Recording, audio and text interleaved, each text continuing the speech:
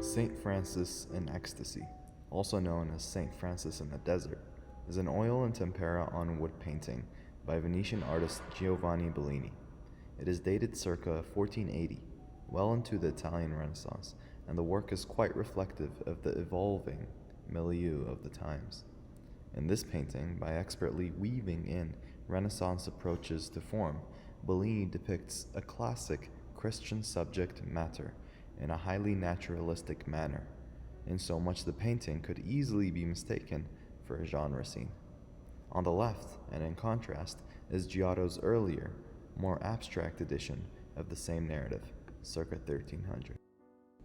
The painting represents the stigmatization of Saint Francis, as can be seen from the wounds on his hands. While much can be said about the subject matter, I will be focusing on an analysis of visual elements. The scale of the painting is moderate, standing at roughly 125 by 142 centimeters. Some viewers are seen in close proximity to take in all the details Bellini has diffused throughout, while others are standing back for a more holistic experience. The overall composition gives a sense of spatial recession. The background is imbued with atmospheric perspective. The intense blue sky gets progressively paler as you approach the horizon, where mountains are vaguely defined. This illusionism is continued as you go further down, with the rocky gray foreground overlapping the grassy middle ground.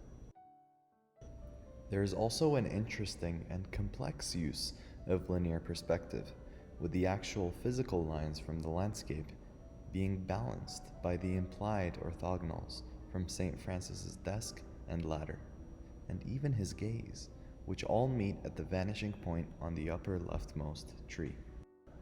The warm, golden, saturated hues of St. Francis's drapery stand out against the cool, dull, blue-gray foreground. What may well be a supernatural light source illuminates the front of his figure, while his posterior is in shadow. Chiaroscuro is ubiquitous, seen in the saint's face, the architecture, the wildlife, and so on. The Renaissance style is quite apparent through the realism with which Bellini represents human emotion. St. Francis is in religious ecstasy, visible through his simultaneously euphoric and awed expression, as well as his posture leaning back with arms outstretched.